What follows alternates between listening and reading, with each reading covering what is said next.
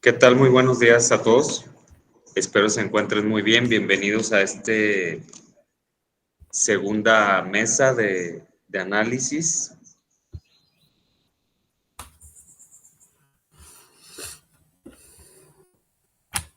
Me gustaría, antes de comenzar, confirmar si me ayudan a levantar la mano, si están presentes los ponentes de esta mesa de políticas de planeación, marco legal y vivienda. Está aquí Pedro Héctor Paredes, Brian Salvador, ya vi que levantó la mano. Vicente y mi colega Livier estamos aquí. Víctor Delgadillo, ya lo vi también. Guillermo Olivera y Marlene Godínez.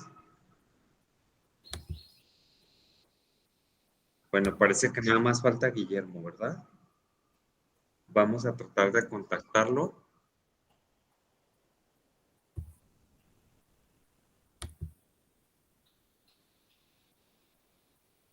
Muy bien, entonces vamos a comenzar esta mesa de análisis con Pedro Héctor Paredes Rosagel.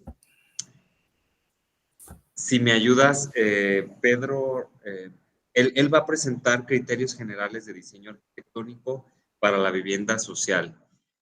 Por favor, ¿me ayudas a presentarte de dónde nos acompañas, de tu institución, de dónde eres, Pedro? Tan amable, bienvenido. Sí, claro. Hola, buenos días a todos. Yo soy Pedro Paredes, soy maestro en arquitectura por la UNAM y actualmente estoy por terminar el doctorado en arquitectura también en UNAM. Pues hoy les voy a hablar, ¿no?, de este tema acerca de los criterios de diseño arquitectónico que tienen que ver con la vivienda vertical. Antes que nada, agradecer a las instituciones y a los organizadores y colaboradores que han hecho este evento posible. Si podemos Muchas gracias, pasar Pedro. si podemos pasar aquí a la está la siguiente presentación. diapositiva. Nosotros te vamos a ayudar a correr las láminas. Tú nos vas indicando, Ok. por favor, para optimizar Sí. el tiempo. También te voy a avisar a todos, bueno, los voy a interrumpir cuando les vayan quedando 5 minutos y al final cuando les quede 1 minuto. Son 10 minutos para cada presentación, para que al final tengamos 10 minutos más para los comentarios, retroalimentación. Gracias, adelante. Ok, podemos pasar a la siguiente diapositiva. La reflexión o la intención, las intenciones, digamos, donde parte esta investigación es el estudio del diseño arquitectónico de la vivienda de interés social que surgió durante mis estudios de maestría. Y la primera reflexión tiene que ver con esto que pasó en 2013, la creación de la SEDATU, en la Secretaría de Desarrollo Agrario Territorial Urbano, a la que se le encargó la coordinación y asociación de los esfuerzos en materia urbana con los esfuerzos en el sector vivienda. Y a grandes rasgos, pues el Estado, a través de esta institución o esta dependencia, apostó y ha apostado desde esa 2013 por políticas públicas y habitacionales cuyo objetivo es la redensificación de las áreas urbanas consolidadas, dicen ellos mismos, mediante el aprovechamiento de predios baldíos y subutilizados. Y esto pues ha traído consigo una serie de procesos de gentrificación y verticalización, que es el tema, ¿no?, que nos atañe en este seminario. Y sobre todo estos problemas se han creado pues por seguir considerando a la vivienda y al hábitat en general pues como un objeto comercial y bien de consumo, ¿no? Incluso con estos, digamos, implementación de estas políticas públicas habitacionales, pues podemos hablar y hemos visto, ¿no?, a lo largo del día de ayer, y seguro lo vamos a seguir viendo en estos 2 días que quedan de seminario, pues que incluso se ha llegado a legitimar algunos casos, ¿no?, extremos de especulación, despojo, los procesos de gentrificación, etcétera. La siguiente, por favor. A grandes rasgos, analizando los esfuerzos en materia urbana y de vivienda a través del Estado, pues podemos hablar que a partir del 94 y hasta el 2012 se apostó por, o se impulsó, sobre todo se promovió un modelo de ciudad dispersa, y que la imagen que aquí pongo ejemplo, pues es muy clara, ¿no? Y podía estar en cualquiera de las ciudades o las grandes ciudades de nuestro país, ¿no? Esta es una foto en Iztapaluca, donde sabemos, ¿no? Esas periferias llenas de millones de pequeñas cajitas, ¿no? Dispersas en una gran masa horizontal. ¿Qué pasa? Que a partir de este 2013 y la creación de la SEDATU y el surgimiento de estas nuevas políticas, se apuesta por, o se dice que se va a apostar por un modelo de ciudad compacta, y ahí pongo la imagen, ¿no? Esta imagen es en Hong Kong, que también puede ser cualquiera otra de las grandes megalópolis del mundo, donde se ha apostado por estos modelos de verticalización llevado al extremo, ¿no? Ese es un riesgo latente y como hemos visto, pues podría estar ya sucediendo en nuestro país también. La siguiente, por favor. En cuanto a los efectos negativos de estos modelos, sobre todo apuntando, ¿no? a estas últimas 4 décadas, casi 5 décadas digamos, de impulsar estos modelos, tanto la ciudad dispersa como la ciudad compacta. Podemos hablar de un diseño y materialización de vivienda desvinculada de la ciudad, del equipamiento y la infraestructura. Esto sobre todo que es en el sistema o en el modelo de ciudad dispersa, pero vemos que esta desvinculación de la ciudad, y es interesante, ¿no?, apuntarlo, que en cuanto al modelo de ciudad compacta, tal vez podríamos pensar que por ahora intervenir en los predios que ya están dentro de los límites físicos, geográficos de la ciudad, podríamos haber se podría hablar de que ya no esté vinculada, ¿no?, esa vivienda de la ciudad. Sin embargo, solo se toma en cuenta eso, ¿no?, lo físico geográfico, y no el constructo social, las relaciones sociales, ¿no?, que implica una ciudad. Hay efectos negativos en lo social, sigue habiendo desigualdad social, disfunción familiar, estrés ambiental, violencia, delincuencia y otras patologías físicas y psicosociales, producto de esto mal diseño, sobre todo arquitectónico de la vivienda, y efectos negativos en el diseño arquitectónico de la vivienda social. Hay un deficiente diseño arquitectónico por falta de progresividad, flexibilidad, aunado a la reducción de la dimensión de los espacios que la componen, ¿no? Sabemos nosotros que durante muchos años la vivienda ha sido objeto de estudio en cuanto a los mínimos indispensables, hablando de metros cuadrados, que se tienen que tener, y esto ha traído, ¿no?, al grado de tener estas pequeñas cajitas que nosotros conocemos, ¿no?, incluso hablando de 30 metros cuadrados, incluso los llamados pies de casa, que estuvieron también en algún tiempo, 19 metros cuadrados, ¿no?, que se fueron, digamos, se implementaron como si fuera una vivienda. La siguiente, por favor. Y en ese sentido, la reflexión o la investigación que yo hago tiene que ver primero con conceptualizar entonces qué sería una vivienda social adecuada. Se describe, ¿no?, como el objeto arquitectónico que potencializa la realización de las actividades físicas y sensoriales del ser humano, encaminadas todas a la construcción de su ser, ¿no? No podemos seguir diseñando viviendas solo pensando en lo físico, geométrico. Tenemos que pensar en el espectro sensorial del ser humano, digamos, los aspectos psicológicos, estéticos, éticos también, ¿no? Porque es ahí donde el ser humano, pues, construye, ¿no?, se reconoce a sí mismo como alguien en el mundo y construye su propio ser. Por tanto, el diseño arquitectónico y materialización de esta vivienda, pues, debe ser progresivo, flexible, diverso, participativo, accesible y próximo al equipamiento de infraestructura. Debe permitir la privacidad, pero al mismo tiempo debe promover la socialización y la cultura. Debe favorecer el respeto de los derechos humanos universales de todos, no solo el de la vivienda. Debe ser sostenible y seguro, entre otras características. La siguiente, por favor.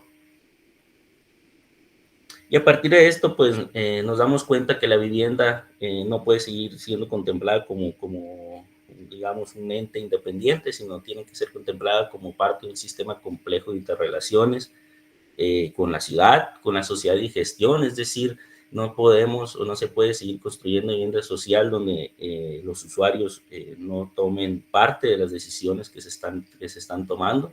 La innovación, no solo en cuanto a la tecnología y a los nuevos materiales, sino también a las nuevas formas de participación también. 5 minutos. Ok. Y como les decía en la anterior diapositiva, ¿no? Debes de tomar en cuenta la diversidad de los usuarios, se debe tomar en cuenta la participación, debe estar siempre ligada al cumplimiento de los derechos humanos, todos, y obviamente la sostenibilidad, ¿no? La correcta utilización o uso de los recursos. Y a partir de ahí, de esas reflexiones, de este enfoque, sobre todo, digamos, atendiendo, ¿no?, al interés de llevar esto a algo que pueda ser utilizado en quienes diseñan, pero sobre todo también en quienes están aprendiendo, ¿no?, los alumnos de las materias de diseño arquitectónico. Se crean estos o se proponen, mejor dicho, estos criterios de diseño arquitectónico. Si podemos pasar a la siguiente, por favor. Aquí son algunos ejemplos de estos criterios de diseño arquitectónico, donde se utilizan edificios o conjuntos habitacionales. La mayoría de ellos, digamos que fueron creados ya en el pasado, pero que son producto de las políticas públicas habitacionales. En esta investigación, digamos que se parte, ¿no?, de principios del siglo pasado, donde surgen las primeras instituciones de vivienda en México, y sobre todo las políticas públicas en el sentido de construir vivienda de interés social, y se utilizan, ¿no?, algunos de esos ejemplos, se rescata aquello que es más interesante de esos ejemplos, ¿no? Podemos, en el primer caso del área verde, el caso del conjunto urbano Presidente Alemán, ¿no?, donde es destacable pues que esa área verde se convierte pues obviamente en jardín para el conjunto habitacional, pero en una gran plaza y un parque para la ciudad en general, ¿no? Luego tenemos la vivienda como célula, que tiene que ver con aquella posibilidad de poder combinar, ¿no? Digamos, cuando en el diseño se contemple una célula, un módulo de vivienda, poderla combinar de manera fácil, ¿no? Si así se requiere, si digamos los usuarios así lo requieren. Progresividad, tanto de soporte como tipo semilla. La siguiente, por favor. La flexibilidad que tiene que ver, como vemos en este ejemplo, con tener pues, algunos elementos como una estructura portante, concentrar los núcleos húmedos, las instalaciones, los ductos registrables, y así el resto de superficie, pues que los usuarios, las familias, quienes habiten esa vivienda la pueden reconfigurar pues, conforme a sus necesidades. El volumen habitable, otro de los conceptos importantes, ¿no? Porque siempre que se habla tema arquitectónico y en el tema político de vivienda siempre nos enfocamos en los metros cuadrados, en la superficie, y se nos olvida, ¿no?, que pues, existe o debe existir la contemplación de lo que es el volumen habitable y poder configurar ese volumen también, ¿no?, como sea requerido. Balcones, terrazas y azoteas, que al final de cuentas y sobre todo en esta verticalización que se hace en las ciudades, pues se convierten en ese vínculo que tienen quienes habitan la vivienda con esa ciudad donde está mucha vivienda, ¿no? Por eso es importante poner atención y sobre todo contemplar estos espacios como esos, digamos, espacios que median entre ese interior e exterior, y la riqueza ambiental que tiene que ver, pues, que precisamente con esa, digamos, diversidad que debe haber en cuanto a lo formal, ¿no? Porque parece ser que cuando en las políticas públicas se encuentra en un modelo ideal, así como pasó con los prototipos de vivienda digamos, en la ciudad dispersa, pues se encontró el modelo y se replicó, ¿no?, por todas partes, y lo mismo está pasando con los modelos verticales, ¿no? Parece que se encontró un minuto. sí, un edificio o una forma ideal, entre comillas, y se empieza a replicar, ¿no?, por todo el territorio. La siguiente, por favor. Entonces tenemos a manera de conclusión pues que es necesaria la construcción de discursos que sean resultados de enfoques multidisciplinarios, que nos permitan un entendimiento, análisis y si es necesario el rechazo de las reglas que actualmente median nuestro quehacer urbano arquitectónico, y que el diseño arquitectónico y la materialización de la vivienda social, sea el modelo de ciudad dispersa, sea el modelo de ciudad compacta, sea la vivienda vertical, se sigue considerando evitable de una manera funcionalista y economicista. Por ello es necesario cambiar de enfoque donde se considere que el objeto arquitectónico que se materializará estará inmerso en una ciudad que no solo refiere a estos límites físicos, geográficos o características medioambientales, sino que conlleva un constructo social, consecuencia de la convivencia y distribución espacial de las personas que la habitan. Como ya también se ha repetido, no se trata solo de construir viviendas, sino construir barrio, construir ciudad, ¿no? Ciudad entendida no solo como un límite físico geográfico, ¿no? Sino como todas las relaciones que en ella se dan. Y eso sería todo por mi parte. Muchas gracias, Pedro. Muy interesante estos criterios que planteas. Vamos a invitar a nuestra audiencia que si pueden ir comentando en nuestro chat, planteando sus preguntas. Vamos un poco retrasados con el tiempo, pero vamos a tratar de darle agilidad para que al final sí tengamos un espacio para responder si acaso hay algunas dudas. Vamos a comenzar la siguiente presentación por parte de Brian. Sí está aquí Brian, ¿verdad? Brian Salvador Zavala. Y aquí estoy. Que él es de la Universidad Autónoma Metropolitana. Nos viene a presentar su ponencia Acción Colectiva en la Ciudad. Reivindicación por el derecho a la vivienda, caso Colonia Juárez, el mercado inmobiliario y su impacto en el alza de los precios en la renta y compra de vivienda. Brian es egresado de la Universidad Autónoma Metropolitana Unidad Azcapotzalco y actualmente cursa el segundo trimestre de la Maestría en Diseño y Estudios Urbanos en la UAM Azcapotzalco. Bienvenido, adelante. Buenas tardes a todas las personas aquí reunidas. Quiero agradecer al seminario por el espacio abierto. No sé si se me está escuchando. Y bueno, yo les voy a presentar un adelanto del proyecto de investigación que he estado desarrollando la maestría sobre acción colectiva en la Ciudad de México.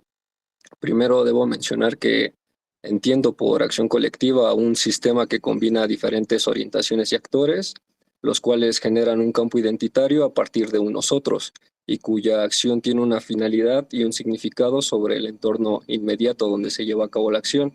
Además, es preciso mencionar que la acción colectiva urbana surge por...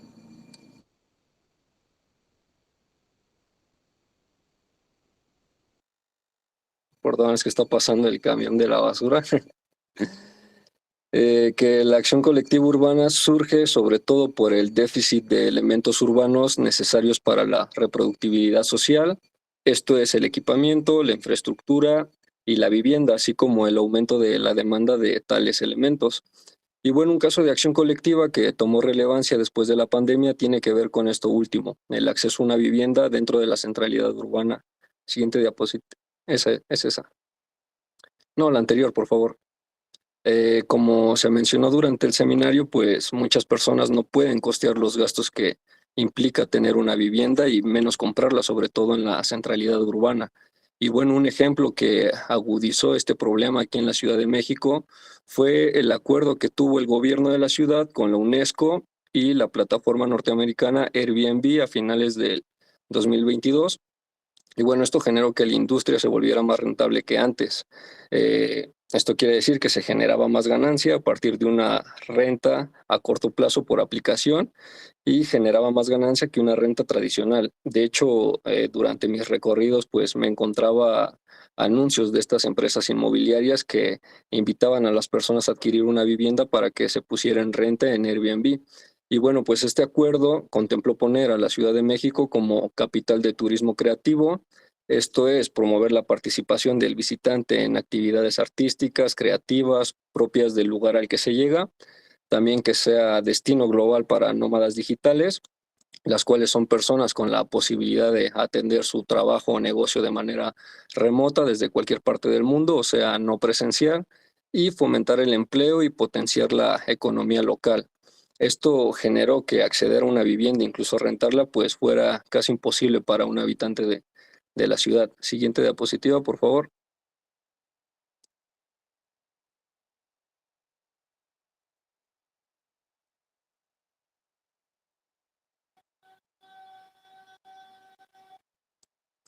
Y bueno, bajo el esquema anterior es que surgieron acciones colectivas que expresan su desacuerdo y malestar social. El día 17 de noviembre del 2022 acudí a una protesta afuera de la Secretaría de Desarrollo Urbano y Vivienda, la SEDUBI, en la Ciudad de México, donde distintas organizaciones exigieron algunas peticiones, como las que se pueden ver en la diapositiva, que es elaborar un plan estratégico que contemple y aterrice el derecho a la ciudad reconocido en la Constitución de la Ciudad de México, cuyo objetivo sea garantizar el acceso al derecho a una vivienda adecuada y asequible. También diseñar y aprobar una ley inquilinaria, ya que pues la ciudad no cuenta con una ley inquilinaria, así como implementar políticas fiscales que no incentiven la financiarización y la especulación con la vivienda. También se mencionaba, o una de las peticiones fue hacer público el acuerdo que se tenía entre la UNESCO, el gobierno y esta plataforma, así como suspender cualquier avance con este acuerdo y reglamentar la plataforma Airbnb. Siguiente diapositiva, por favor. Y bueno, es importante también mencionar que pues parte de la información recabada y que se ha expuesto y se expondrá, pues no solo se hizo a partir de la recopilación de datos cualitativos y cuantitativos, sino que fue necesaria la observación participante en la protesta, donde algunas de las peticiones o demandas que se pudieron observar durante este evento son como las que podemos ver en la diapositiva, ¿no? Que es la vivienda es un derecho humano, no más impunidad hacia las inmobiliarias, el barrio no se vende, se cuida y se defiende, la ciudad es para habitar, no para invertir, eh, tener una casa es un derecho, no un lujo, y bueno, estas fueron algunas de las consignas que prefiguraron la acción colectiva por el derecho a la vivienda. Siguiente, por favor. Bien, durante el 2022, a mediados y a finales aproximadamente, salieron muchas noticias de este tipo. Aquí en la imagen podemos ver la primerita que dice que el 50% de la vivienda en la ciudad cuesta más de 3.2 millones de pesos, precio que solo el 5% de la población puede pagar, mientras que el 95% restante pelea por el otro 50%.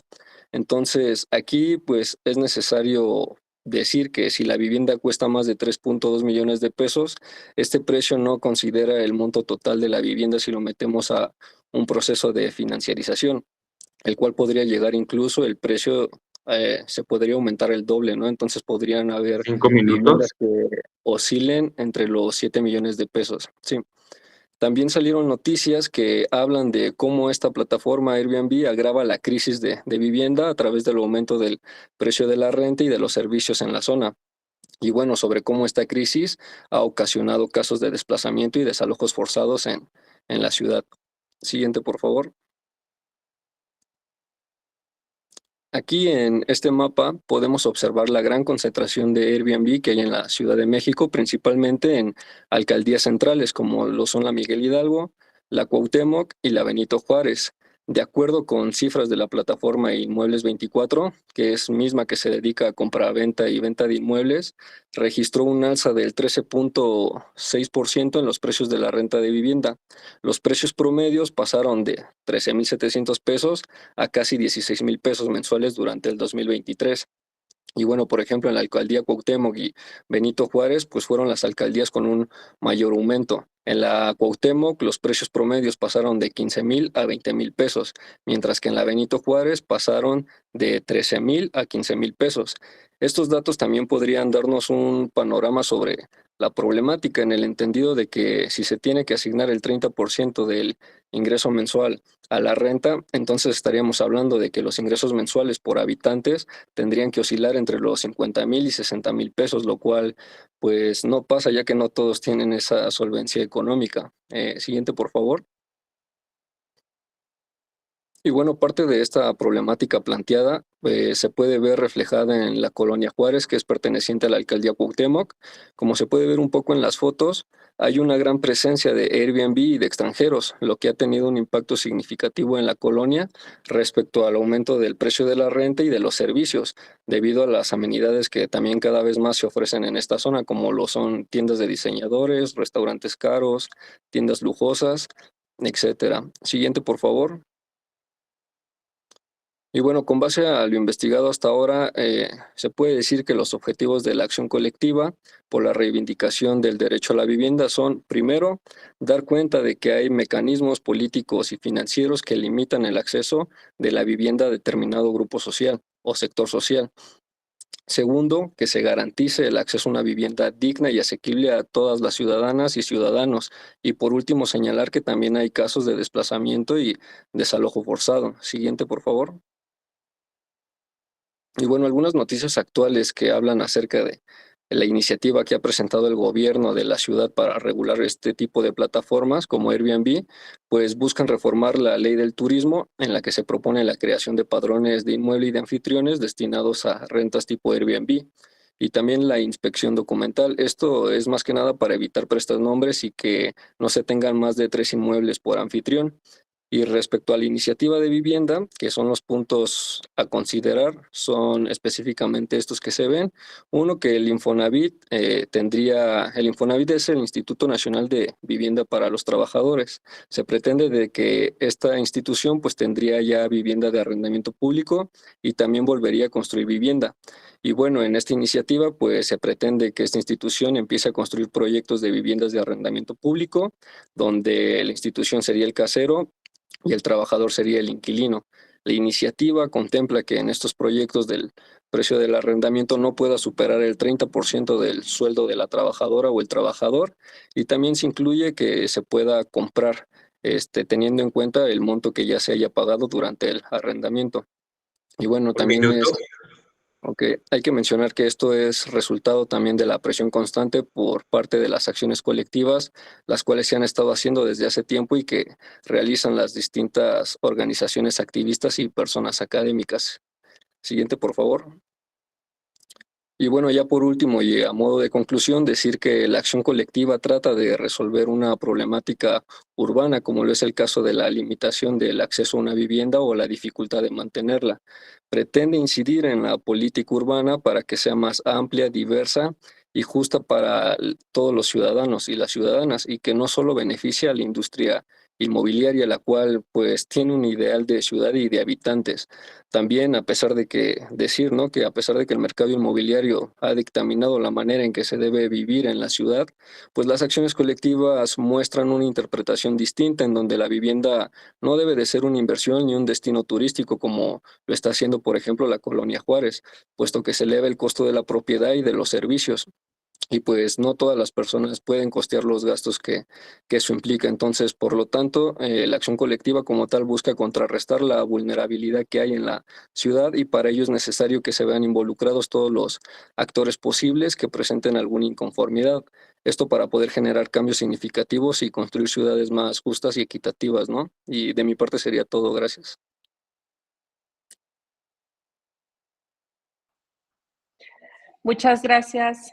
Muchas gracias, Brian, por la presentación. Y bueno, me voy a permitir enseguida presentar la comunicación titulada Análisis de la reconfiguración socioespacial ante los nuevos desarrollos de vivienda vertical en Santana Tepetitlán, Jalisco 2024, la cual presentamos Vicente Mesa Gutiérrez, Diego Nápoles Franco y su servidora Liviero Olivia Escamilla Galindo.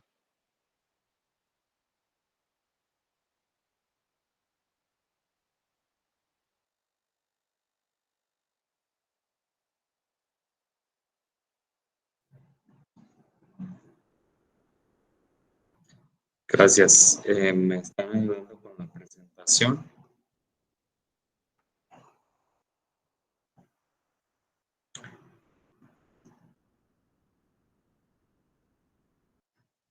Bien, este trabajo pues lo proponemos la doctora Livier, colega de este evento, y yo, en compañía de nuestro alumno doctorante en Geografía y Ordenación Territorial, Vicente Mesa Gutiérrez.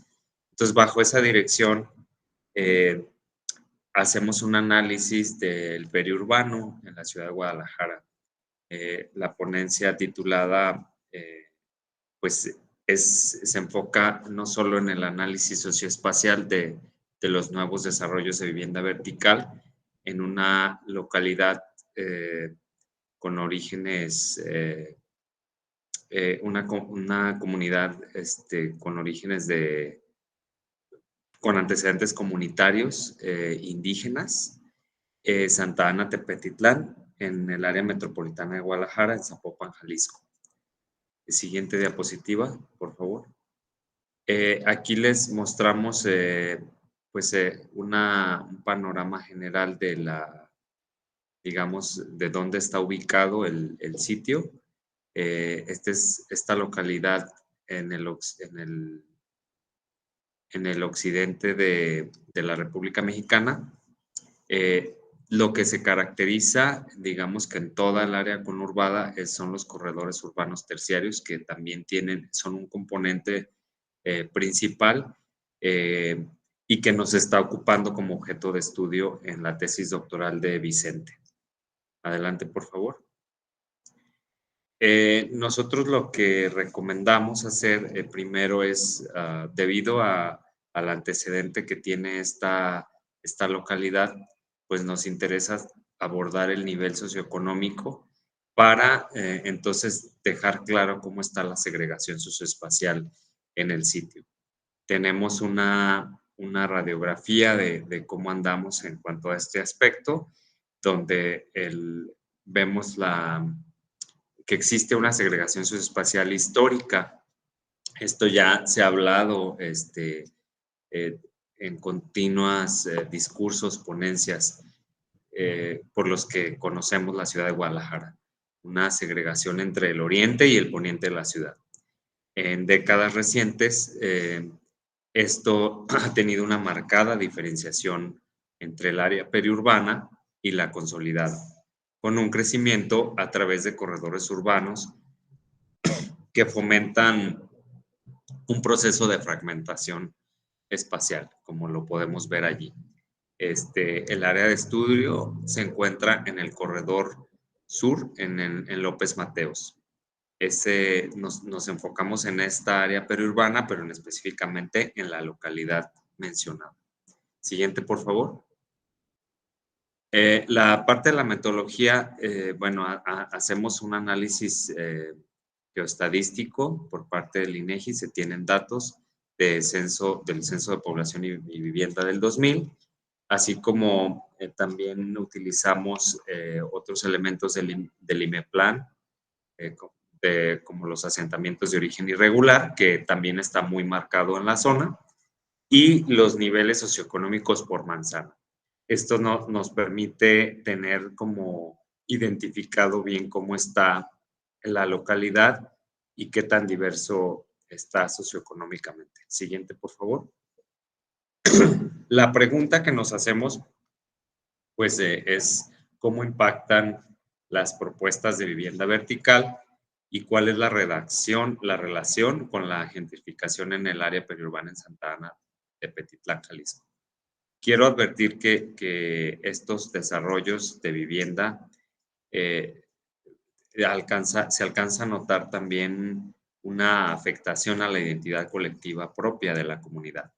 Aunque también debo ser honesto, todavía no llegamos hasta ese nivel de análisis porque preparamos esta ponencia de los últimos 2 meses hacia acá. Entonces, requiere como un análisis riguroso desde la perspectiva sociológica, pero sí advertimos que apunta hacia allá. La hipótesis, pues, es que hay una especulación del suelo en los alrededores de esta comunidad, ubicada en un corredor periurbano, y que ello ha favorecido a una oferta de vivienda vertical diseñada para la población de estratos socioeconómicos más altos. Todos sabemos que en esta área, bueno, los que habitamos la ciudad, pues tiene un alto potencial de desarrollo y quienes viven allí, pues tienen un poder adquisitivo muy alto. Entonces, pues digamos que es evidente la falta de vivienda asequible. Y estos nuevos desarrollos, pues, es lo que estamos analizando. ¿Para quiénes son estos desarrollos? Siguiente, por favor. Uno de los objetivos primordiales es analizar las implicaciones socioespaciales del proceso de gentrificación en este periurbano de la comunidad de Santa Ana Tepetitlán y los desarrollos habitacionales verticales que identificamos. Aquí podemos ver del lado oriente y poniente cuál es esa marcada diferencia. Del lado oriente, por ejemplo, tenemos que hay todavía falta la regulación de predios y también podemos ver cuál es esa diversidad que tienen las manzanas, diversidad socioeconómica. En esta distribución, lo que se nota también es que pues, existe una evidente fragmentación y en el medio, digamos, que es donde empiezan a aparecer los desarrollos habitacionales. Lo que aquí vemos entonces en color verde al centro es que se proponen esta vivienda vertical, pues en un contexto donde al poniente tenemos un estrato social económico alto y al oriente un bajo. Entonces, la pregunta es, ¿para quiénes son esos nuevos desarrollos o esos elementos que se están proponiendo de vivienda vertical? Si son con impacto social o no. Más adelante mostramos, adelante por favor, mostramos evidencia de lo que nuestra hipótesis pues es que no es así.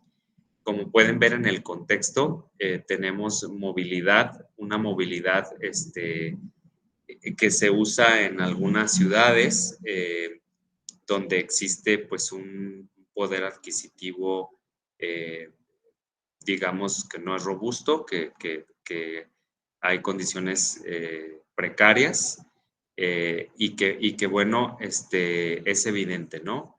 En el paso de la calle no encontramos pues encontramos, digamos, vehículos motorizados, pero encontramos también vehículos pequeños como las mototaxis. Es muy común. Entonces, lo que nos habla de un encuentro entre estos dos segmentos de población y nosotros vemos que sigue siendo una apuesta por un desarrollo urbano clasista, ¿no? Siguiente, por favor. Estos desarrollos, como pueden ver, pues son grandes ofertas de departamentos que en la mayoría están vacíos, lo que nos hace pensar que también pues no solo son parte de la especulación que ocurre en todas nuestras ciudades, sino que pues también puede utilizarse malversación de fondos o lavado de dinero incluso. Siguiente, por favor. Bueno, esta es evidente la radiografía que les había comentado, que está pasando en el periurbano, en la periferia de la ciudad. Estos desarrollos que realmente no son para la población con bajos ingresos económicos. Siguiente.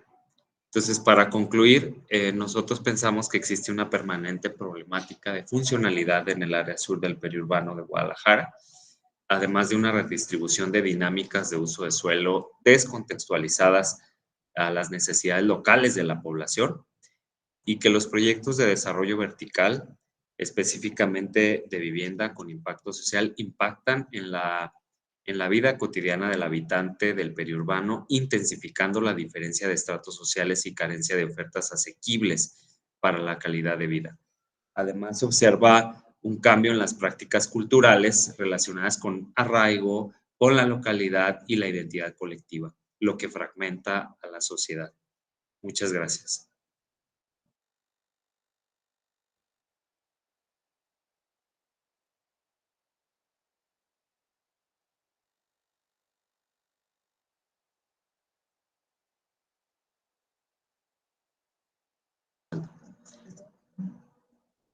Bien, pues gracias. No sé si me robé un poco de tiempo.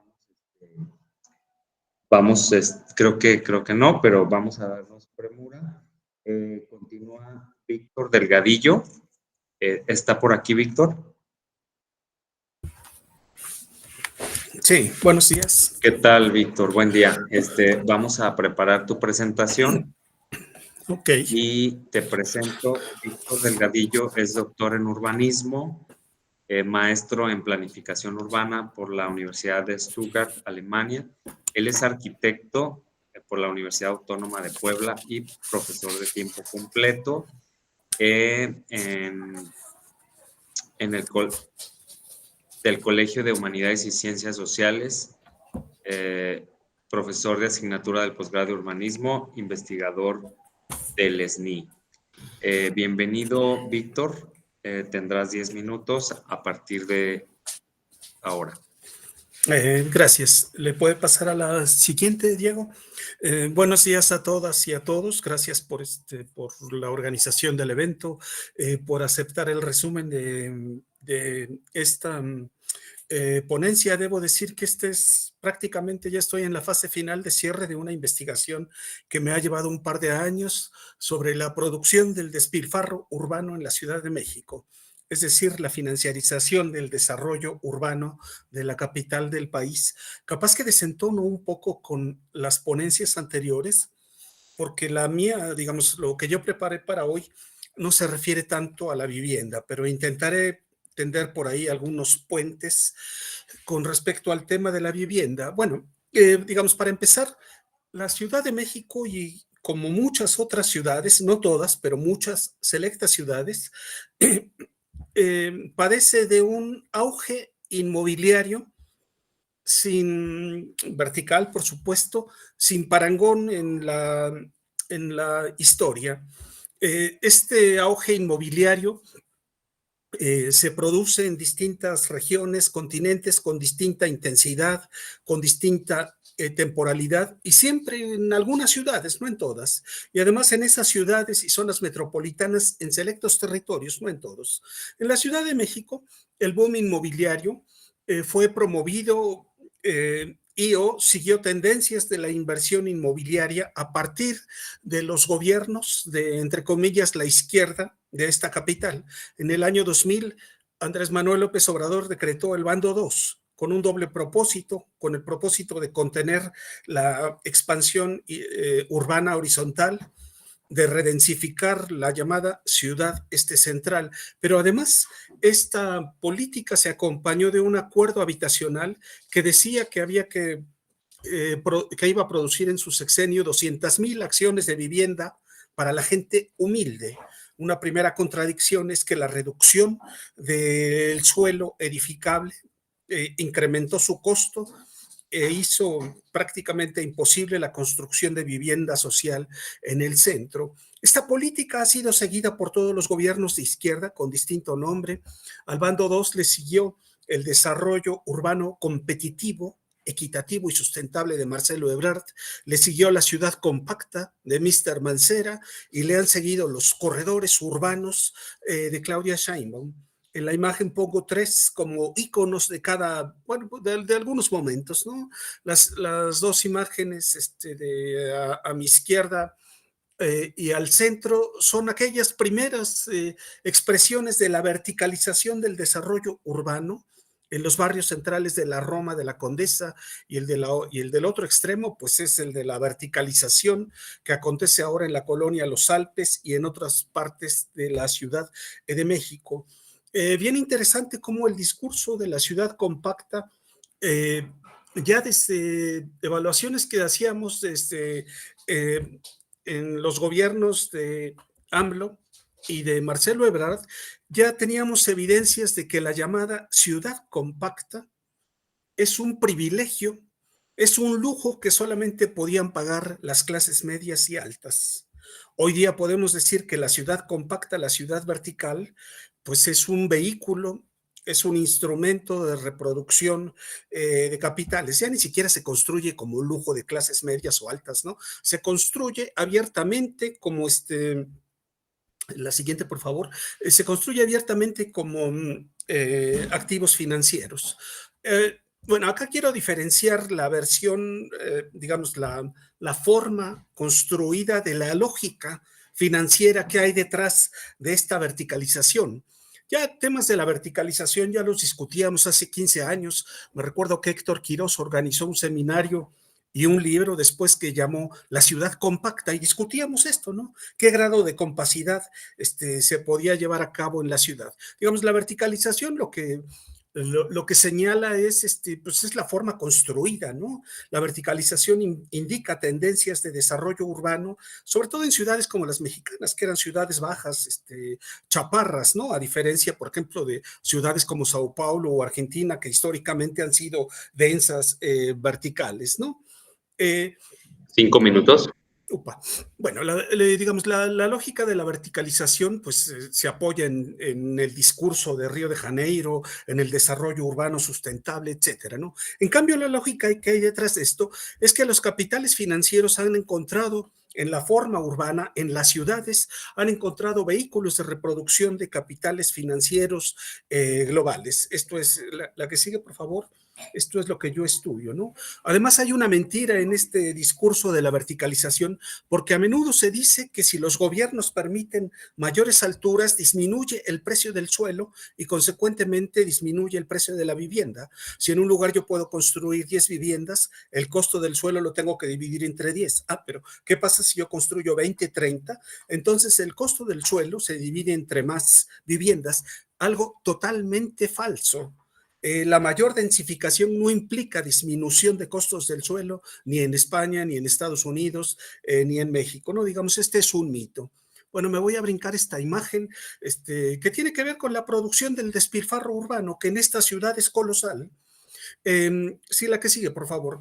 Brevemente, sobre la metodología. Yo he estado estudiando la financiarización del desarrollo urbano desde hace como 5 años. Lo primero que hice fue construir una base de datos de megaproyectos que se han construido del 2010 hasta el 2024. Para ello me basé en 2 revistas, la revista Obras y la revista Real Estate and Lifestyle, la guía inmobiliaria de México, solamente que estas 2 revistas se quedan cortas porque no presentan todos los grandes desarrollos inmobiliarios que hay en la Ciudad de México, tal vez por cuestión de competencia o no les pagan por los anuncios. Pero estas 2 revistas son una fuente de mi base de datos. Esto lo he completado con recorridos de campo. Cada que puedo me meto a los showrooms a que me den los folletos, a preguntar cuánto cuestan en ese momento los departamentos en venta. Por supuesto que me meto a los sitios de internet y de aquellas inmobiliarias que reportan ante la Bolsa Mexicana de Valores sus estados financieros, pues siempre los estoy consultando y actualizando. La que sigue. Por supuesto que en mi investigación también es fundamental estudiar los instrumentos financieros, cuándo se crearon las fibras, los certificados bursátiles fiduciarios, etcétera. Yo tengo un levantamiento de todas las empresas inmobiliarias. Algunas no están incorporadas o no tengo evidencia de que estén incorporadas al financiamiento internacional a través de la Bolsa de Valores, pero otras claramente sí lo tienen, otros lo infiero a través de la prensa. Y en particular con respecto a los megaproyectos, yo estudio qué tipo de proyectos son, qué inmobiliarias, en lo que puedo trato de identificar tasas de vacancia, resistencias, oposición social, etcétera. La que sigue. Bueno, digamos, es un retrato burdo de mi investigación hasta ahora. Lo que pasa es que cada vez que quiero cerrar y actualizo mi base de datos, cada vez hay más megaproyectos. Acá, por ejemplo, ustedes pueden ver que, por ejemplo, torres de corporativos, yo tengo registradas 6, pero tengo 73 torres y oficinas y departamentos, megaproyectos de departamentos 160, y todos estos son de 22 a más pisos. Digamos, esto es un indicador de la verticalización. Acá podría haber presentado otro plano que me dé cuenta de la diversidad de este tipo de proyectos, pero en general digamos, este mapa lo que me refleja es otra vez la histórica segregación socioespacial de la Ciudad de México, porque los megaproyectos se concentran hacia Santa Fe, Polanco, Nuevo Polanco, bajan por Paseo de la Reforma y abarcan una parte de Periférico Sur. Bien interesante porque acá algunas alcaldías populares comienzan a ser invadidas por ciertas inmobiliarias para producir vivienda, que no es vivienda social, es vivienda media. Y ciertas alcaldías populares como Xochimilco, como Iztapalapa, comienzan a ser penetradas por centros comerciales, nunca por megatorres, ¿no? Centros, la que sigue, por favor. Acá pongo un ejemplo. Un minuto. Sí, gracias. Acá tengo muchos mapas. Acá, por ejemplo, tengo el de Vigrant. Acá en esta imagen podemos identificar que Fibra 1 ya desbancó al Mr. Slim en la reconfiguración de la Ciudad de México, la última, creo. No, la que sigue, para cerrar, la última. Es la que sigue, por favor. No, la otra. Porque acá lo que iba a mostrar es la última, perdón. Bueno, bien, en la página anterior lo que quería mostrar era evidencias de cómo la política pública facilita la inversión privada de múltiples formas, flexibilización de normas urbanas, parques públicos, espacios públicos, vialidades, segundos pisos, accesos directos a través de periférico, etcétera, incentivos administrativos y fiscales, etcétera. Y la última, por supuesto que esto tiene ventajas y desventajas. Las desventajas son para la población, porque esas construcciones no son para los ingresos de la mayor parte de la población mexicana, pero el gobierno encuentra ventajas, ¿no? Porque la industria de la construcción crea empleos, crea riqueza, bueno, para unos, la imagen de la ciudad parece moderna, parece que progresa y supuestamente se amplía la superficie del impuesto predial, ¿no? La dejo ahí. Las desventajas son bastante evidentes. Gracias. Muchas gracias, Víctor. Muy interesante presentación. Vamos a pasar a la siguiente ponencia que nos comparte Guillermo. Sí, las preguntas van a ser al final de la sesión. Si necesitan hacer algún comentario, por favor, en el chat pueden escribirlo y al final tendremos un breve momento.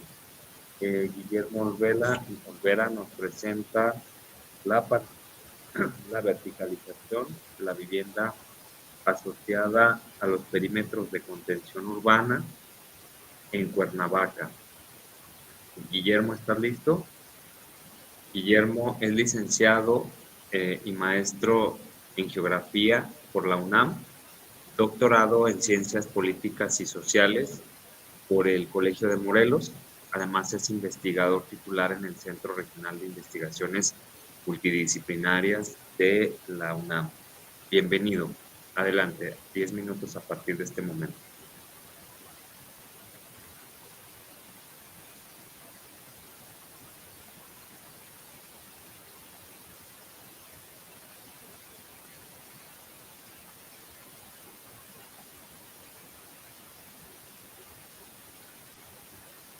Sí, no te escuchamos, Guillermo.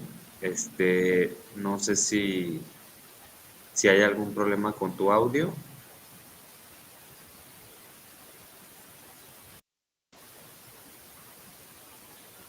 No te escuchamos, Guillermo.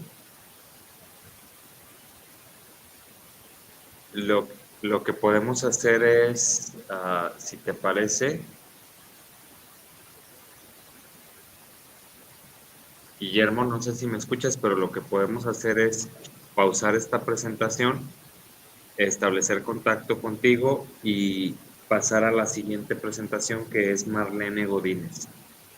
No sé si me escuches, pero creo que es para optimizar el tiempo lo que podríamos hacer y vemos si podemos resolver el tema de la comunicación contigo. Gracias.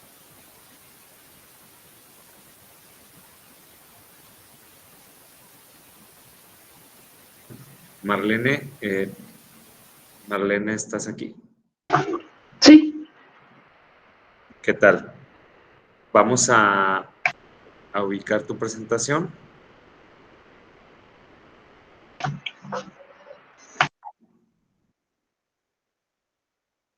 Bien, una disculpa por estos inconvenientes. Vamos a tratar de resolverlos a la brevedad. Marlene, bienvenida. Marlene es maestra en estudios urbanos por el Colegio de México y arquitecta de formación con especialidad en evaluación inmobiliaria por la UNAM. Ella ha realizado estancias académicas en la Escuela Nacional Superior de Arquitectura y Paisaje en Burdeos, Francia, y la Universidad Libre de Berlín, en Alemania. Tendrás 10 minutos a partir de este momento. Claro, buenos días a todos. Muchísimas gracias por este espacio.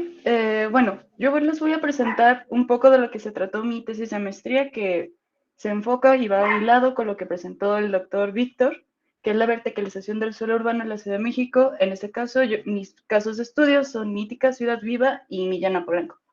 La siguiente, por favor. A modo de introducción, lo que expongo aquí es que el estudio de los cambios constantes de la disposición y uso del suelo urbano, que, pues, bueno, trastoca más de una dimensión que, pues, es exactamente la política urbana, el suelo urbano, el medioambiental.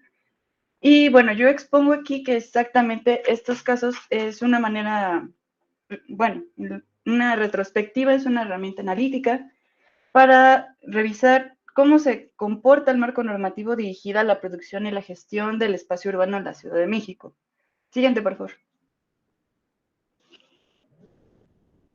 Como ya mencioné, mis dos casos de estudio son Mítica Ciudad Viva, que está ubicado en la alcaldía Benito Juárez, una alcaldía de la centralidad de la Ciudad de México, y Millán Apolanco, que se ubica en la alcaldía Miguel Hidalgo, que igual forma parte de estas alcaldías centrales de la Ciudad de México. La siguiente, por favor. La metodología que yo ocupé va un poquito relacionada a la que presentó el doctor Víctor, porque, pues bueno, también mi corte es cualitativo documental, que realmente lleva un pequeño registro de los megaproyectos inmobiliarios bajo ciertas características que no superaron una antigüedad de más de 6 años, que contuvieran más allá de 2 tipologías de uso, o sea, que si fueran habitación, oficinas, centros comerciales, hoteles, ese tipo de variantes. Más aparte, llevar un corte cuantitativo, que es un análisis espacial para estructuras policéntricas, que, pues bueno, ahí cito la metodología de los autores. Y por último, un corte cualitativo etnográfico, que, pues bueno, ya son visitas a los casos de estudio y entrevistas a los pobladores y los residentes de ahí. La siguiente, por favor. Bueno, parte de lo que yo obtuve de mi fuente cualitativa, en realidad, pues bueno, va un poco que yo mapeé hasta donde pude 11 megaproyectos que exactamente están documentados como finalizados, en proceso de construcción o los están pendientes. Ahí, como podemos observar, pues realmente la estructura espacial, pues bueno, tiene una pequeña concentración exactamente en las alcaldías, que es la Miguel Hidalgo y la Benito Juárez, un poco seguido de Coyoacán, y hasta el último queda ya la alcaldía, pues Álvaro Obregón, un poco ahí de Iztacalco. Pero ahí lo que podemos observar con la elipse verde es como esa desviación estándar que dicta exactamente en dónde se están concentrando y cuál es el grado de apertura y un poco la orientación, hasta dónde se está realizando estas intervenciones pues, bastante abruptas, que pues, son megaproyectos que llegan y acaparan demasiado suelo urbano, pues bueno, en apenas unas cuantas alcaldías aparentemente. Siguiente, por favor. Seguido del corte cualitativo, que son exactamente un análisis espacial, lo que a mí me interesaba revisar aquí era cómo se comportaba el suelo urbano ya con otras variantes, alejado un poquito de los proyectos inmobiliarios, que exactamente cómo se están comportando las AGEFs en la Ciudad de México, pero bajo grandes esquemas, que es el medioambiental, que son la concentración de áreas verdes, cómo se está comportando el uso de oficinas exactamente distribuido espacialmente y cómo se está ocupando el suelo urbano tal cual que está catalogado como uso de suelo urbano mixto. Aquí realmente lo que me interesa destacar es que las alcaldías con un azul más concentrado exactamente solamente están siguiendo ciertos patrones que solamente están concentrándose en la alcaldía Cuauhtémoc y un poco en la alcaldía Coyoacán. Siguiendo un poco cómo se está comportando ahí, como casi una línea, una tendencia de una línea casi seguidita. Exactamente, estos AGEPs están siguiendo un patrón que es exactamente sobre el corredor Insurgentes, que es exactamente el Insurgentes Central, que es una avenida muy concurrida aquí en la Ciudad de México, pero al mismo tiempo es muy codiciada por lo mismo de que es un corredor corporativo ya consolidado, pero aún así no deja de sorprender, todavía sigue teniendo como grandes indicios de tener nuevas y nuevas aceptaciones y nuevos proyectos que siguen construyéndose a lo largo de esta avenida. Siguiente, por favor. Y ya prontamente aterrizando ya aquí en mis casos de estudio, lo que yo presento aquí como hallazgos, exactamente a la izquierda, presento cómo se está comportando la actividad inmobiliaria en mítica Ciudad Viva, que es la alcaldía Benito Juárez. Aquí realmente lo que yo represento con degradación de color es exactamente cómo se ha ido comportando la actividad a lo largo desde el 2000 hasta la fecha, cómo se ha ido comportando la actividad alrededor del pueblo de Joco, y cómo se ha estado como intensificando de poco en poco. En realidad ahí lo que vemos es que en las periferias es un poco que se ha ido construyendo de poco en poco pequeños proyectos, pero pues Mítica viene a dar como un gran revés, que ya es como realmente acaparar una proporción de suelo urbano bastante importante en ese caso. Y por el otro lado, a la derecha está Millán Polanco. Millán Polanco se ubica en la alcaldía de Granadas, que realmente Granadas 4 minutos. es una colonia con un grado de desarrollo bastante abrupto, porque alrededor desde el 2004 se vino una potencialización inmobiliaria muy extrema, derivado de una serie de políticas públicas que se conoce como reciclamiento urbano, y fue realmente seguido realmente durante la gestión de Miguel Mancera. Siguiente, por favor. Aquí lo que yo les presento realmente solo son características generales de los proyectos. Aquí cómo se va comportando la descripción de cada proyecto, que Mítica tiene oficinas, vivienda residencial, comercio y un hospital. Y en Millana está un centro comercial, hay oficinas y una vivienda residencial. Ahí lo que yo quisiera destacar exactamente es cómo es el índice de ocupación en estos proyectos, que realmente en Mítica, por ejemplo, que tiene una superficie de terreno de 109,000 metros cuadrados y una superficie de construcción de 719. Aquí realmente lo que está dictando esto es que se está ocupando casi en 6.5 veces la superficie de terreno como representada en una sola torre, que es realmente lo que se conoce como Mítica. Por el otro lado, Millana tiene una superficie de terreno de 44,000 metros y una superficie de construcción de 536. Estamos hablando que se está ocupando casi 12 veces la misma área de terreno, distribuida aquí en este caso, que son 2 torres de oficina, 2 torres de vivienda y un centro comercial. Siguiente, por favor.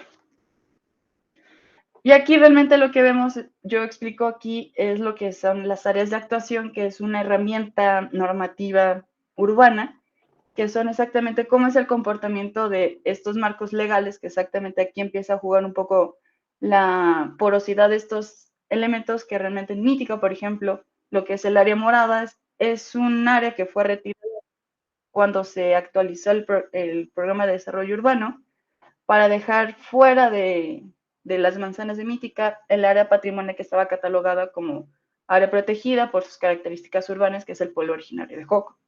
Por otro lado, en Millana, realmente aquí lo que se evidencia que solo es un área de actuación de reciclamiento urbano, que exactamente solamente promueve la construcción no realmente controlada, pero sí muy potencializada, porque realmente ahí lo que se hace solamente es distribuir los usos de suelo que no han sido ocupados por la antigua industria, que era la industria de la colonia Granada, y como son espacios muy amplios y están desocupados, solamente se lleva a cabo como un rápido uso de ellos antes de que se empiece a crear como otras intermitencias y crear como exactamente estas colonias que son realmente recicladas, pero con un ámbito más moderno. Siguiente, por favor. Y bueno, por último, mis conclusiones aquí realmente varían un poco, porque aquí solamente me gustaría exponer que los elementos alrededor de la verticalización del espacio urbano trastocan dimensiones más amplias que solamente la aparición de un edificio más moderno en el paisaje urbano. Más que nada es mantener el discurso del urbanismo neoliberal tardío, que realmente es como que Mítica simboliza un aislamiento urbano puntual a microescala. Millán está encadenado a una serie de producción de estos espacios como a gran escala, pero de manera más moderna, para negar lo que era antes, que era una colonia industrial. Lo preocupante de ambos proyectos es el uso desmedido de la verticalidad con respecto al suelo urbano donde se desprenden. Ya les comenté, realmente hay un uso excesivo de la horizontalidad para sacar provecho de la verticalidad, lo que denota una ausencia de la política urbana que esté destinada a la regularización de esta verticalidad, ya que rara vez representan una condicionante para mantener perfiles urbanos homogéneos y así mantener una sintonía con el ordenamiento ecológico alrededor de toda la ciudad. Y bueno, creo que esto ya sería como todo de mi parte. Muchísimas gracias. Muchas gracias, Marlene. Interesante también tu presentación. Todas coincidentes en esta verticalidad, en esta mesa. Vamos a continuar con nuestro ponente Guillermo Olvera. Parece que ya recibió el tema con otro equipo. Esperamos que se conecte.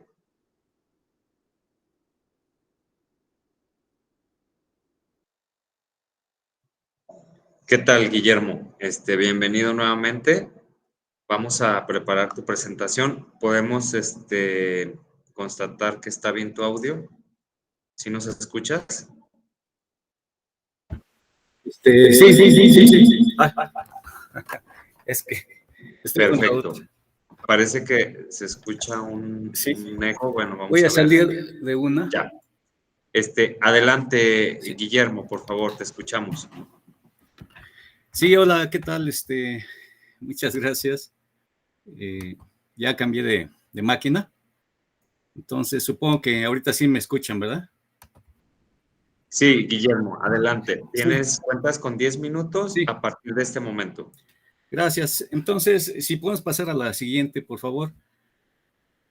Bueno, pues este es un trabajo también que me agarró un poquito así con poco tiempo porque me enteré apenas hace también poco de la convocatoria y no alcancé a trabajar todos los datos, pero los que hay pues, son suficientes para darnos una idea de a qué se refiere el trabajo que se enfoca en la vivienda vertical que se ha producido a partir del cambio de política federal a partir de 2013. Como sabemos, la principal crítica, una de las principales críticas que se hizo a la política de vivienda de los dos gobiernos federales panistas fue que produjeron pues, un crecimiento horizontal exacerbado, una desocupación amplia de vivienda, y entonces se introdujo con la siguiente administración federal de Peña Nieto ese instrumento de delimitación de polígonos de contención urbana para enfocarse a detener ese crecimiento horizontal y densificar la ciudad a partir de el impulso a la vivienda vertical. Y vertical, pues es una verticalización, digamos, de bajo nivel, porque son edificios pues, de máximo 5 o hasta 7 niveles, pero predominan hasta 5, digamos. Entonces, esto además coincidió con el proceso de creación de la nueva agenda urbana que se aprobó en la Conferencia Hábitat en el 2016, y se adoptó entonces lo que anunciaba esta conferencia, ¿no? La búsqueda de ciudades compactas e inclusivas, donde se aprovechara la infraestructura y el equipamiento urbano ya existente en los baldíos intraurbanos, que era uno de los principales problemas que se detectó en las periferias. Entonces, digamos que fue apoyada esta política por el gobierno federal. En la siguiente diapositiva vemos también que este programa se llamó Programa de Acceso al Financiamiento para Soluciones Habitacionales, que inicialmente pues, impulsó la CONAVI. Los polígonos, o más bien perímetros de contención urbana, pues consisten en hacer una zonificación de la ciudad a manera de buffers que van del centro hacia la periferia, y entre más central esté localizado el suelo urbano, más subsidios se le ofrecieron inicialmente para que los desarrolladores llevaran ahí la construcción, el desarrollo de viviendas, y entre más se fuera alejando del centro, pues los incentivos otorgados iban disminuyendo, de manera que en las áreas externas completamente, o sea, fuera de los polígonos de contención urbana, donde ya no se ofreció ningún incentivo, se dejara de producir. Y entonces se clasificó la ciudad en perímetros de contención 1, 2, 3 y fuera de los polígonos. En la siguiente diapositiva, bueno, se señala que la información que se utilizó es la del Sistema Nacional de Información de Indicadores de Vivienda de la SEDATU actualmente y CONAVI, donde está organizada la oferta de vivienda por tipos que están asociadas a sus precios y en qué tipo de polígono o perímetro de contención se ubica. Entonces se caracteriza el comportamiento de esta construcción de vivienda por perímetro de contención urbana, distinguiendo también si es vivienda vertical o horizontal y a qué segmento en términos de costo corresponden. Se contrastan en la medida de lo posible los datos de Morelos y sus zonas metropolitanas con la nacional. Y entonces en la siguiente diapositiva lo que se ve es precisamente este comportamiento a lo largo del tiempo, primero del total de la vivienda, lo que se puede ver en la diapositiva del lado izquierdo frente a ustedes, es el comportamiento de la construcción de vivienda o registro de esta a nivel nacional, y como se puede ver, pues se ve a partir de 2008, 2007, 2008, una caída constante que coincide con la crisis financiera internacional, y con el declive de esta política inicial de vivienda. Y también se puede ver en el caso de Morelos, en la otra diapositiva, donde hasta el 2009 se alcanza el máximo número de viviendas producidas, y a partir de ahí también empieza a decaer, y estoy integrando los demás datos para ver hasta dónde continúa esta decaída. Bueno, en la siguiente diapositiva lo que se ve es que organizada las gráficas por perímetros de contención urbana, de PC1, PC2, PC3 y fuera de polígonos, el color azul, que es los polígonos de contención urbana 3, se ve que a nivel nacional sí descendió la vivienda producida en ellos, y fuera de polígonos, que son los que están hasta abajo en naranja, también en ese caso fue al revés, disminuyó la vivienda construida fuera de los polígonos de contención urbana, es decir, sí hubo un impacto inicial en cuanto a que se fue la vivienda hacia las áreas interurbanas, y los colores amarillo y gris indican que efectivamente los más centrales, el PC1 y el PC2, aumentaron un poco su presencia de vivienda. Entonces, digamos, ahí hubo un efecto positivo. Y en la otra diapositiva se ve lo contrario. Nos regresamos, por favor, tantito. En la que está a la derecha, los colores naranja en Morelos indican que aumentó la vivienda que se produjo fuera de los polígonos de contención urbana, y la que se produjo en el PC3, PCU3 se redujo, y bueno, también hubo un poco de aumento de presencia en los polígonos 1 y 2 del número de vivienda, pero se mantuvo o aumentó incluso importancia la que se produjo fuera. Ahora sí, en la siguiente diapositiva, en estos casos, bueno, está muy pequeña, pero lo que se nota es que obviamente como el suelo de los polígonos centrales es más caro, el precio de la vivienda, pues obviamente aumentó, y el segmento al que se destinó esta vivienda producida, por lo tanto, también se alejó de la vivienda social y se acercó más a la vivienda media residencial. Entonces, sobre todo en el PCU2 fue donde se concentró un poco la vivienda residencial, no en el mero centro, y también en el PCU3, pero sobre todo aumentó fuera de los polígonos de contención urbana. Es decir, hay un desbalance ahí entre que no se puede cumplir al mismo tiempo el abaratamiento del costo de la vivienda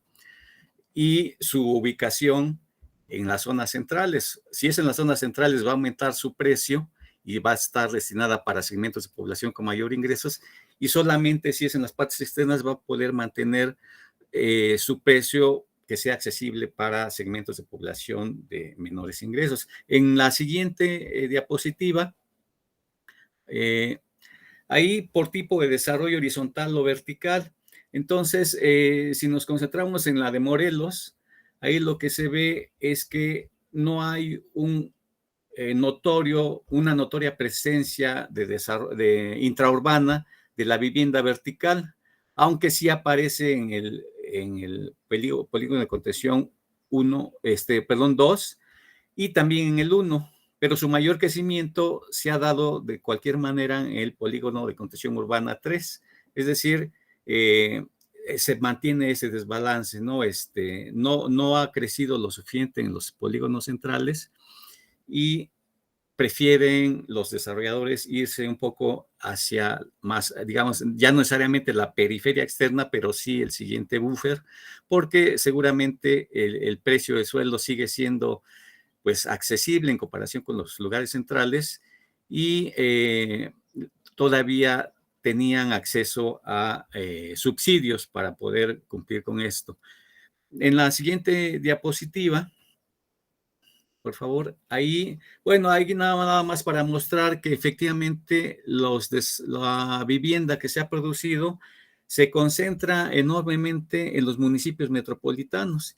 Y ahí tenemos el caso de Temisco, por ejemplo, que es pues uno de los municipios de la zona metropolitana de Cuernavaca. Está Emiliano Zapata, que son los dos municipios donde más vivienda se ha producido. Un minuto.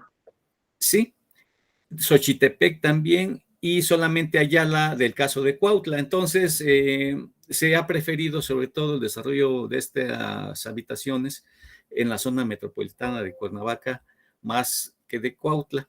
Y en la siguiente, por favor, en la siguiente diapositiva, ahí, bueno, lo que se ve es que la vivienda tradicional y media residencial es la que predomina como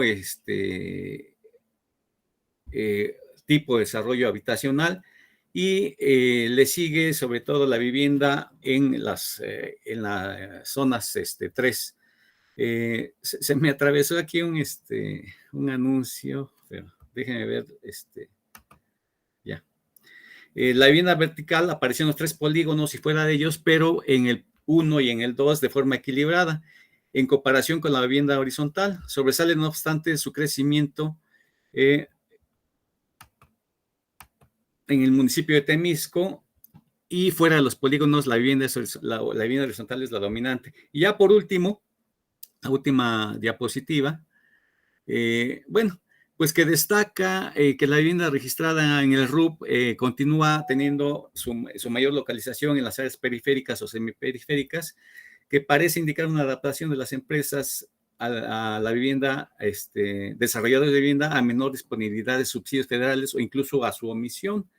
De una parte, el costo del suelo periférico seguiría representando una ventaja en los costos, y de otra parte, el aumento del segmento de vivienda media residencial de mayor precio favorece su construcción intraurbana.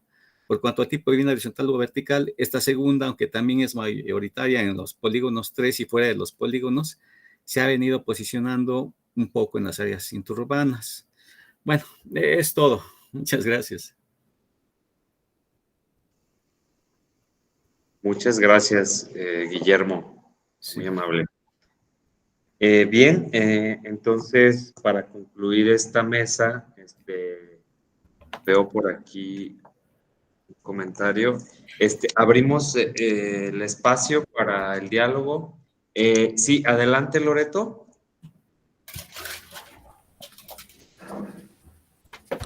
Guillermo, ¿nos ayudas a silenciar tu micrófono, por favor? Hola, Gracias. ¿se escucha bien? Sí, Sí. ¿qué tal? Bien, gracias. Bueno, gracias por las presentaciones. Tengo una pregunta para Víctor. Contarte que nosotros en Santiago de Chile estamos enfrentando un proceso de verticalización muy violento que yo he estado estudiando este último año, y me queda la inquietud de conocer, porque obviamente estoy mirando referentes en América Latina que pueda comparar con el violento proceso que está sucediendo en Chile. Entonces me gustaría saber cuáles son las características del proceso de edificación física o de la edificación, si han identificado segmentación de mercado, si esta es una dinámica del centro, el pericentro y también en los suburbios, o si es solo de las ciudades metropolitanas. Lo que se pueda en realidad responder en este breve tiempo para poder entender la magnitud del proceso. Eso, gracias. Adelante, Víctor. Upa, mira, Loreto, a bote pronto, yo te leo mucho. Gracias por la pregunta. Mira, a nivel de segmentación de mercados, yo lo que alcanzo a ver es que la más reciente oferta y producción inmobiliaria es para lo que en México se llama vivienda residencial, residencial plus y vivienda media plus. En alguna de estas revistas de INVI, en una nota al pie, yo puse los costos en unidades de medida y en dólares de estos segmentos de mercado. Esta es la oferta inmobiliaria. Está por fuera del 80% de la población, de los ingresos de la población residente de Ciudad de México. Y tenemos centros comerciales vacíos, abandonados. De verdad que la lógica del despilfarro, construyen por construir y cada vez anuncian más y más en selectos territorios.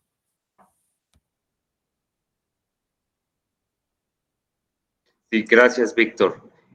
Tenemos otra pregunta para ti, Víctor, por parte de, Gustavo Jiménez, sí.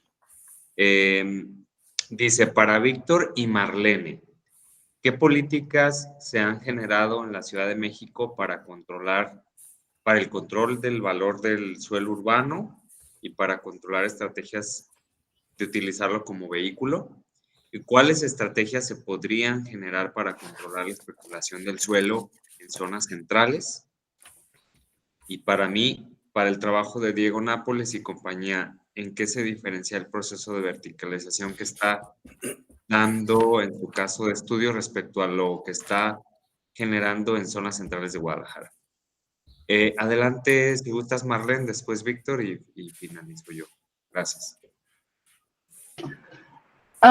Bueno, con respecto a las políticas o estrategias para dejar y poner en control el valor del suelo urbano, yo que sepa, ha habido como intentos por parte del IPDP, que es como un nuevo organismo autónomo adjunto a la CEDUBI, que es como también hace estudios exactamente para generar áreas de gestión territorial, que es lo que le han llamado, que es como una alternativa para medir y exactamente controlar la actividad inmobiliaria para que sea algo más homogéneo, pero no solamente dentro de la propia área que ellos determinan, sino a sus alrededores. Por otro lado, yo sé que a partir de que entró el gobierno de Sheinbaum, se dejaron de promover sistemas de actuaciones, porque realmente lo que observaron con el sistema de granadas, por ejemplo, que es un SAC por cooperación, exactamente esta actividad inmobiliaria descontrolada que realmente no tuvo un ordenamiento tal cual para haber hecho y distribuido los usos de suelo acordes a las necesidades de cada predio. Entonces, a partir de ello, creo que se han suspendido todos esos permisos y prolongar exactamente esos trámites pendientes, por lo mismo que han requerido más estudios. Entonces ahora se han incorporado otros estudios como los temas de movilidad, el tema medioambiental y exactamente cómo se ha ido como incorporando las colonias aledañas para que exactamente la inercia inmobiliaria no los absorba o los vaya aislando, como en el caso de Joco. Entonces esos son los únicos mecanismos de los cuales yo estoy al tanto. Pero bueno, ese sería como mi comentario. Gracias, Marlene. Víctor, por favor. Brevemente, quien trabaja con el concepto verticalización lo tiene que definir con rigor académico. Verticalización son 5 pisos, 3 pisos, es una proporción vertical horizontal. ¿De qué hablamos cuando hablamos de verticalización? Eso es el margen. En respuesta a la pregunta, políticas para controlar precio de suelo no hay. Claudia Sheinbaum, cuando asumió el gobierno, todo lo que hizo es una suspensión temporal. El Instituto de Planeación Democrático y Prospectivo, para quien yo coordino un libro que ya sale ahora, hizo un proyecto de Programa General de Ordenamiento Territorial que en la primera versión incluía una norma urbanística que permitía densificar con edificios de 22 a más de 40 pisos los 42 kilómetros de periférico, 412 kilómetros de ejes viales. Ese mismo intento de proyecto hablaba de crear espacio público de propiedad privada, compensando a todos los desarrolladores que en planta baja hicieran un espacio público, placita, jardín, pues entonces le regalaban 15% de construcción adicional a lo que marcan las normas. Esto hacía el Instituto de Planeación Democrático y Prospectivo que dirigía Pablo Benlliure. Estos intentos no pasaron en este segundo. En esta ciudad no se controla el precio del suelo porque una de dos, o las autoridades desconocen o se hacen que desconocen los mecanismos que facilitan la especulación inmobiliaria. En esta ciudad no se cobran impuestos a los edificios subutilizados, a los inmuebles ociosos. Si un día vienen conmigo al centro histórico, los voy a llevar a ver edificios en ruinas, tienen 3, 4 décadas en ruinas. No hay nada, se pueden quedar así eternamente. En esta ciudad no se capturan las plusvalías. Hubo un intento en la Constitución Política del 2018 de incorporar esto, que la ciudad y la ciudadanía tiene derecho a capturar el plusvalor que otorga la ciudad históricamente construida a la propiedad privada. Esto no pasó. Además, en esta ciudad, cierro con esto, a los fideicomisos inmobiliarios no les cobran el impuesto sobre adquisición inmobiliaria, como si le cobran a cualquier mortal por vender una casa autoconstruida, si es que lo quiere hacer en el sector formal. En conclusión, no se ha hecho nada porque dicen que no entienden o porque no les conviene. No es casual que en mi presentación yo puse una portada de Real Estate and Lifestyle, la guía inmobiliaria de México, con la portada de Claudia Sheinbaum. Vean la publicación y la entrevista con Claudia Sheinbaum. La Ciudad de México no está peleada con el sector privado. Perdón. No, muchas gracias, Víctor. Gracias, Marlene.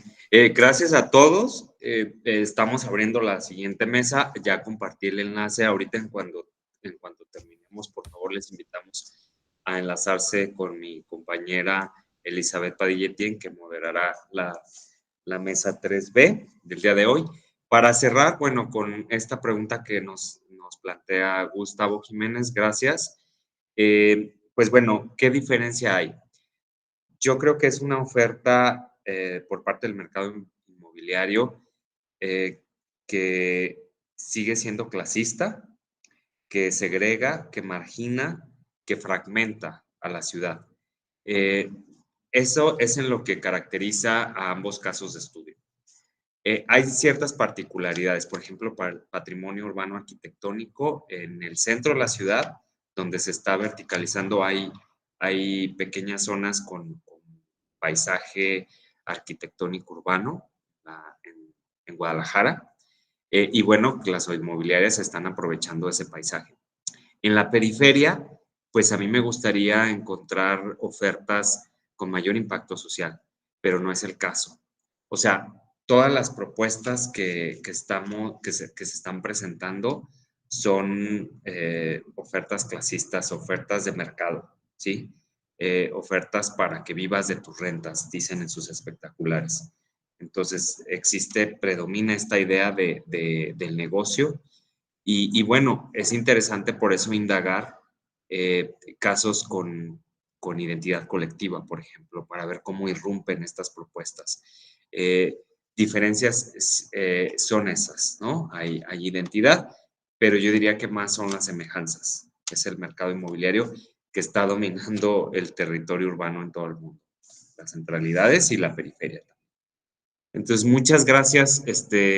Podemos continuar el diálogo con mucho gusto a través de los WhatsApp, de las cuentas oficiales, y les pedimos seguir en comunicación porque vamos a materializar todas estas producciones en escritos, en publicaciones.